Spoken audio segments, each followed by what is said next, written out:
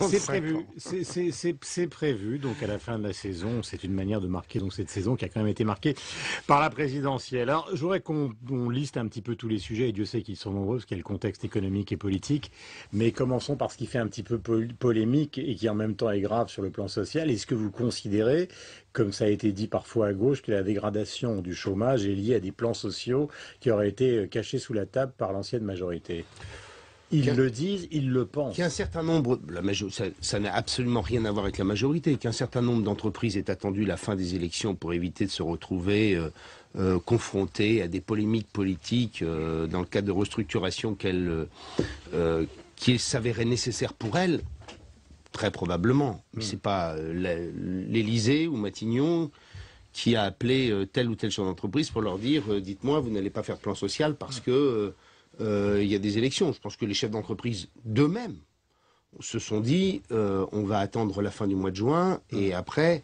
Et est-ce que vous considérez qu'aujourd'hui, par exemple, ils vont embaucher? Parce que si il y a une manière de décaler les plans sociaux, puis après une volonté, étant dans les inquiétudes économiques concernant la politique de François Hollande, ne plus embaucher du tout, on peut arriver à une situation qui est tragique. En vérité, quand vous interrogez les acteurs économiques, et j'en ai interrogé beaucoup, il y a tellement d'incertitude sur la politique économique et budgétaire qui va être menée par le pays que aujourd'hui on a un profond attentisme qui gagne l'essentiel des acteurs économiques et la campagne n'a rien fait pour cela.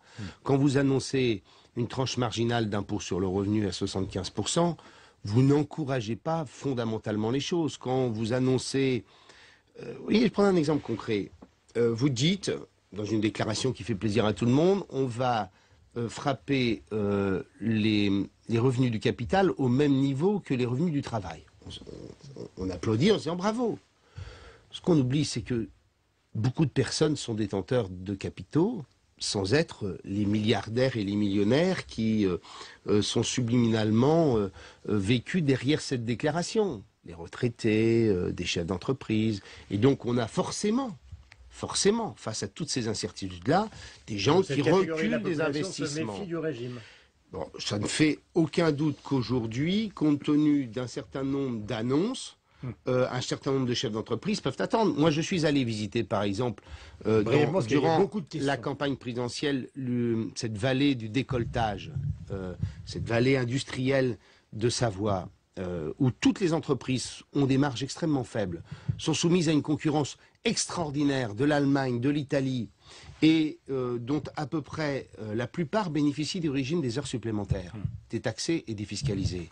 Pour elles, ce sont des charges supplémentaires qui leur sont annoncées, et pour les salariés, des revenus réduits. Et donc, bien entendu, face à ça, on commence à attendre et à regarder comment les choses vont se passer. Question, Michael Zamès. Question plus politique, Hervé Morin. Le droit d'inventaire à l'UMP, vous y croyez ou pas? Honnêtement, je pense que c'est plus le sujet. Voilà.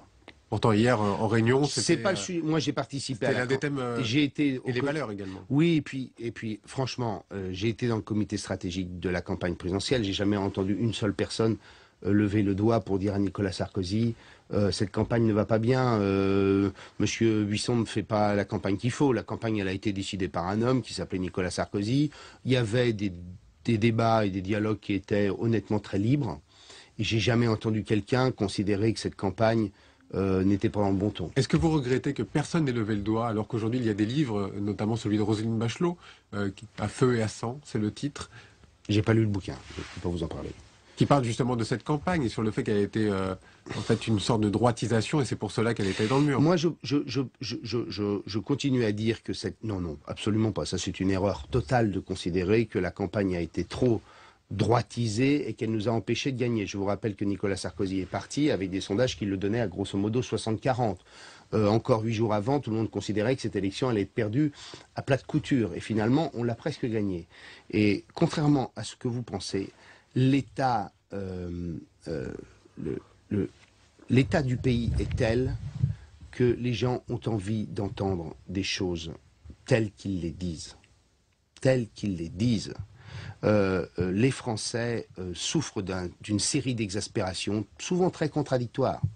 Et ce message-là, ils ont envie de l'entendre. Ils n'ont certainement pas envie d'entendre de l'eau tiède. Si on vous entend bien, il n'y a pas d'examen de conscience à faire. Pas Mais de ça droit sert à rien. d'inventaire. Ça sert à rien. Désormais, il nous appartient de construire un nouveau message politique durant les 5 années, de nous opposer d'une part et de construire un nouveau message politique. Moi, j'ai fait une campagne législative et avant, j'ai fait un début de campagne présidentielle. Donc, j'ai quand même 6 mois de contact considérable avec la population.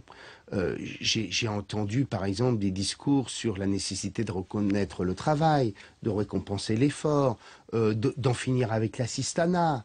Dire, les salariés qui sont au SMIC, ils supportent plus l'idée, je les cite, de payer pour les autres. Le commerçant qui n'arrive même pas à sortir 1 000 euros par mois, tout en travaillant 60 heures par semaine, il ne supporte plus tout cela.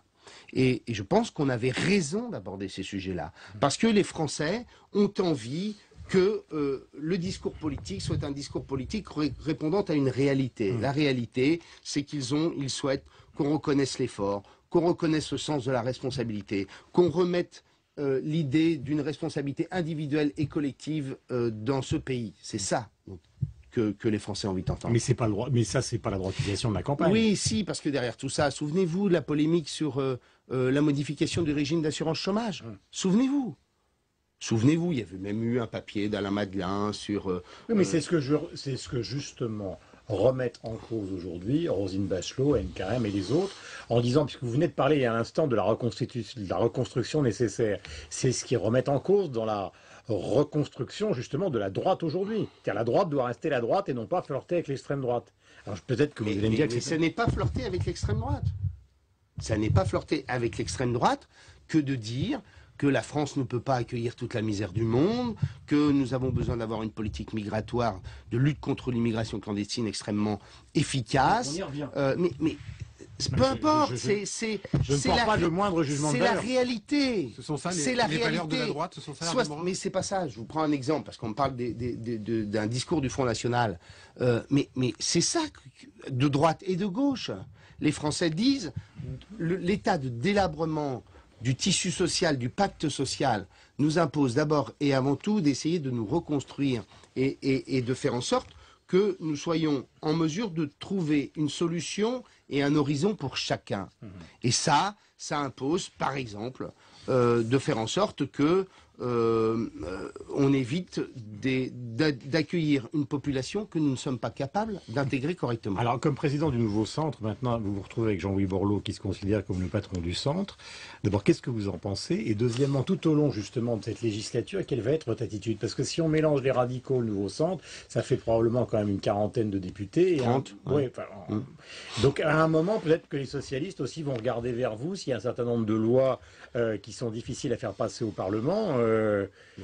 D'abord Borloo et ensuite quelle attitude politique sur le long terme de la législature? Moi, je souhaite que nous soyons ceux qui fassions appel à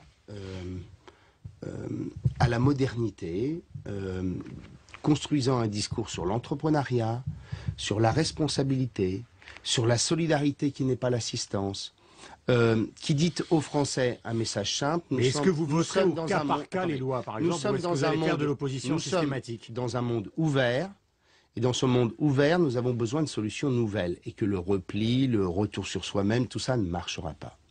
D'où pour nous, par exemple, la nécessité d'aller vers l'intégration européenne. Bon, moi je ne serai pas la force d'appoint du Parti socialiste, c'est clair. Qu'un certain nombre des membres du groupe éventuellement se disent que dans un certain nombre de cas, ils pourraient voter des textes. Alors il ne s'agit pas d'être idiot. S'il y a des choses qui vont dans le bon sens, il faut le faire. Mais ma perception à moi de ce mandat de 5 ans, c'est de construire une alternative lors des débats parlementaires, sujet après sujet, et certainement pas d'être la force d'appoint du PS. Michael Zamès. Justement, quand vous n'avez pas répondu sur Jean-Louis Borloo. Oui, exactement, sur Jean-Louis Borloo, quand il parle d'opposition vérité, du cas par cas, il serait prêt à voter certains textes. Vous dites le contraire. Donc, non, mais moi, je dis que s'il s'agit d'évoluer... Alors, on va prendre des exemples concrets. Si François... un seul. Si François Hollande propose une modification du mode de scrutin comme il l'a annoncé avec une introduction d'une dose de proportionnelle, je suis pas idiot. J'ai toujours défendu cette idée-là. Alors après, il faut voir comment tout ça est fait, parce qu'après, le diable se cache souvent dans les détails.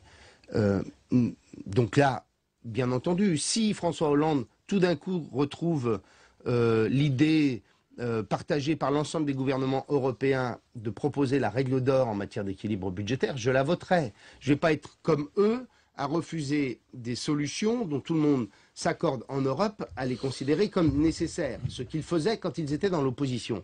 Mais s'il s'agit de donner des bons points de temps à autre au PS, certainement pas. Il y a une question qui est très importante, on va en parler avec Mickaël, parce qu'il nous reste exactement 2 minutes 50, c'est quand même le rendez-vous du Grand Conseil européen. Il y a un dîner préparatoire avec François Hollande et Angela Merkel, c'est la une du Figaro ce matin, elle dit « Moi, à vie, je refuserai la mutualisation de la dette et des eurobonds ». Donc est-ce que vous avez l'impression qu'on est en train de s'acheminer lentement vers un échec? Mais pourquoi il y a ce dialogue de sourds entre les Français et les Allemands? C'est que les Allemands, ils ont fait 10 ans d'efforts. Que pour eux, la question de la croissance n'est pas la question essentielle. La question pour eux, c'est de dire aux autres pays européens du sud de l'Europe, est-ce que vous allez faire les mêmes efforts que nous pour nous adapter à un nouveau contexte mondial? Mais qui va céder ce soir et ce week-end? Mais il y a une chose qui est certaine, c'est que tout le système monétaire, bancaire et financier européen repose sur la confiance que font les marchés aux deux piliers que sont la France et l'Allemagne. Il y a en revanche une différence, c'est qu'il y a un pilier solide, c'est l'Allemagne, et il y a un pilier fragile, c'est la France. Et donc il faut être vigilant, parce que tout sentiment de défiance à l'égard de la France amènerait très rapidement à l'effondrement du système. Mickaël, question. Dernière petite question, peut-être plus politique. François Bayrou, pour vous, il est sorti du jeu politique? Vous savez, en politique, on est rarement définitivement mort. Honnêtement, je ne me réjouis pas du tout, à titre personnel, que François Bayrou ait disparu. Voilà, ça a été mon compagnon de route pendant 10 ans. Il s'est simplement trompé. Ce que j'ai dit pendant des années, où vous m'expliquiez que tout ça était idiot, j'ai toujours dit que l'indépendance, ça n'était pas de refuser des accords. Parce que la Ve République, c'est une constitution dans laquelle, si vous ne faites pas des accords majoritaires avec un camp ou avec un autre, vous finissez par disparaître, parce que les modes de scrutin sont ainsi faits. Et il en a fait, voilà, il en a fait la démonstration. Bon. De là à considérer qu'il ne réapparaîtra pas un jour ou l'autre, vous savez, on est dans une période d'histoire, on est dans une période où à tout moment, tout peut s'effondrer, et on a déjà vu des hommes dont on considérait qu'ils étaient morts et qui sont réapparus. Souvenez-vous qu'Alain Juppé est même parti au Canada.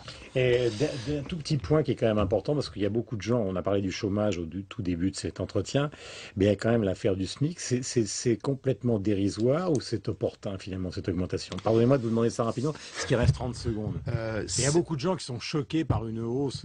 C'est un coup de pouce avec une toute petite main. Déjà, par rapport aux déclarations de la campagne. Par ailleurs, ça prouve bien aux Français une chose simple, c'est que le retour du pouvoir d'achat, ça ne se fait pas par de la dépense publique à crédit comme avec l'allocation de rentrée scolaire, et ça ne se fait pas si d'abord on ne restaure pas les conditions de la création de la richesse, c'est-à-dire de la croissance et des entreprises performantes. Et c'est comme ça qu'on pourra distribuer réellement de l'amélioration du pouvoir d'achat pour les salariés. Hervé Morin était en direct ce matin sur l'antenne de Public Sénat et de Radio Classique. Merci, bonne journée à vous. Un bon verre d'eau et ce soir football, donc d'après ce que j'ai compris. Portugal, Espagne. Mickaël, on se retrouve évidemment demain. À demain.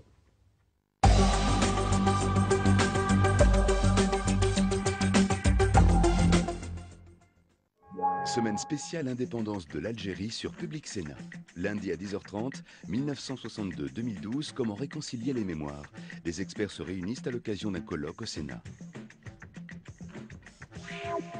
Vendredi à 22h, Bibliothèque Médicis. Jean-Pierre Elkabbach, son tour d'auteurs algériens pour un numéro exceptionnel. Samedi à 15h15, Algérie été 62, un documentaire de Jean-Michel Meurice et Benjamin Stora qui ont rencontré les grands leaders de l'indépendance. Nous sommes des miraculés parce que c'était très difficile déjà. Lundi 10h30, 1962-2012, comment réconcilier les mémoires. Vendredi 22h, Bibliothèque Médicis. Samedi 15h15, Algérie été 62, l'indépendance aux deux visages. Une fois de plus, vous serez peut-être déçus, mais ça se passera bien. Voilà. En tout cas, comptez sur moi pour que ça se passe le mieux possible. Au terme de quasi un an de campagne, le PS détient tous les leviers du pouvoir, mais les dernières étapes ont fait une série de blessés, parfois de blessés graves, au terme de duels et de luttes fratricides. Alors, quelle a été la stratégie des dirigeants socialistes lors de ces premiers couacs? Comment ont-ils géré le grand retour